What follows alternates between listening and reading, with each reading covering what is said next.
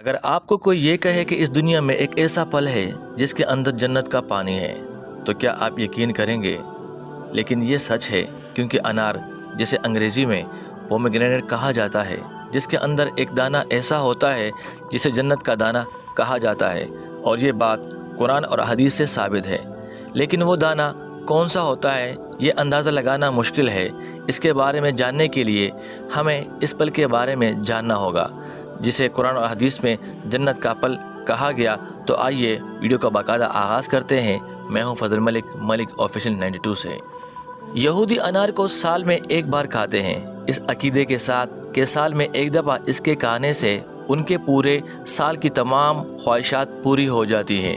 مت میں انار، لیمو اور آڑو مقدس پھل سمجھے جاتے ہیں۔ قرآن میں انار کا ذکر 3 دفعہ آیا ہے، سورہ الانعام آیات نمبر 99، سورہ الانعام آیات نمبر 141 اور سورہ رحمان آیات نمبر 68 میں۔ مڈل ایجز میں انار کو طاقت کی علامت سمجھا جاتا تھا، اور قدیم پرشیا میں انار کی خوبیوں کو پہچان چکے ہیں۔ مڈل ایجز میں انار کو طاقت کی علامت سمجھا جاتا تھا، اور قدیم پرشیا میں انار کی خوبیوں کو وہ پہچان چکے تھے۔ سائنسی تحقیق میں یہ بات سامنے آئی ہے کہ انار کے اندر اینٹی آکسیڈنٹ موجود ہوتے ہیں۔ اینٹی آکسیڈنٹ ایک ایسا مادہ ہے جو ہمارے خلیات کو کسی بھی نقصان سے بچانے میں مدد کرتا ہے۔ حضرت علی رضی اللہ تعالیٰ عنہ فرماتے ہیں کہ انار کے دانے اور ان کی جلدی جو دانوں پر لپٹی ہوتی ہیں ان کے ساتھ کھاؤ، کیونکہ اس سے معدے کی صفائی ہوتی ہے۔ حضرت علی رضی اللہ تعالیٰ عنہ فرماتے ہیں کہ انار کے دانے اور ان کی جلدی جو دانوں پر لپٹی ہوتی ہے اس کے ساتھ کھاؤ، کیونکہ اس سے معدے کی صفائی ہوتی ہے۔ حضرت عبداللہ بن عباس رضی اللہ تعالیٰ عنہ انار کے تمام دانے کھاتے تھے۔ کسی نے اس سے ان کی وجہ پوچھی تو انہوں نے فرمایا، مجھے خبر ملی ہے کہ زمین میں کوئی بھی انار کا درخت ایسا نہیں کہ جسے پھل کے قابل کرنے کے لیے اس میں جنتی انار سے دانہ نہ ڈالا جاتا ہو، تو ہو سکتا ہے یہ وہی دانہ ہو۔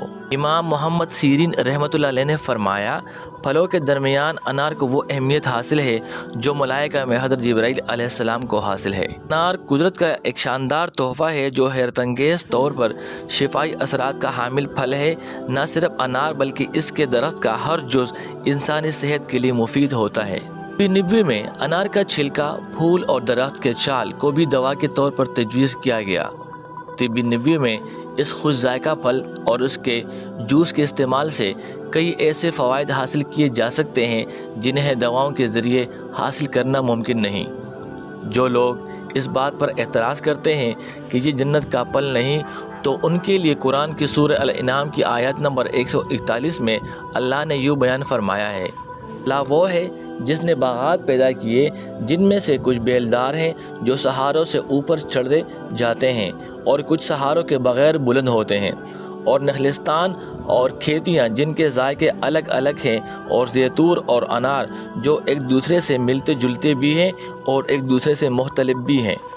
جب یہ درخت پھل دے تو ان کے پھلوں کو کھانے میں استعمال کرو، اور جب ان کی کٹائی کا دن آئے تو اللہ کا حق ادا کرو اور فضول خرچی نہ کرو۔ یاد رکھو وہ فضول خرچ لوگوں کو پسند نہیں کرتا۔ اب غور کریں، اس آیت میں جس جگہ الرحمان یعنی انار کا ذکر آیا ہے، اس سے لے کر اس آیت کے اختتام تک ٹوٹل الفاظ 18 ہیں، اور حیرت انگیز طور پر ایک انار کے کروموسوم کی تعداد بھی 18 ہیں، یعنی انار کی کروموسوم کی تعداد جن کے بارے میں سائنس نے دریافت کیا، اس کے بارے میں 1400 سال پہلے اللہ نے قرآن میں ذکر کیا۔ اسی طرح سورہ رحمان کی آیت نمبر 68 میں اللہ نے انار کا ذکر ان الفاظ کے ساتھ کیا، اور ان میں میوے اور کھجور اور انار ہے۔ اس آیت میں اللہ نے جنت کا ذکر کیا کہ جنت میں یہ میوے ہوں گے۔ آپ دیکھ سکتے ہیں کہ اس آیت میں ٹوٹل الفاظ یعنی شروع سے آخری لفظ والرومان تک 18 بنتے ہیں، اور رومان کے علاوہ اس آیت کے ٹوٹل الفاظ 14 ہیں۔ پومیگرینیٹ یعنی انار ایک قدیم پھل ہے جو پودوں میں پیونیکیشیا فیملی سے تعلق رکھتا ہے، جن میں کروموسوم کی تعداد 14 سے 18 تک بدلتی رہتی ہے۔ روایات کے مطابق یہ پھل حضرت نوح علیہ السلام کے زمانے میں بھی موجود تھا۔ ایک روایت میں یہ بھی ذکر ہے کہ جو ایک سال میں 3 انار کھا لیں تو وہ پورا سال آشوب چشم یعنی کہ آنکھوں کی بیماری سے محفوظ رہتا ہے۔ ویور، میں امید رکھتا ہوں آج کی ویڈیو آپ کے لیے کافی انفارمیٹیو ہوگی۔ کل دوبارہ ملتے ہیں، جب تک کے لیے اللہ نگہبان۔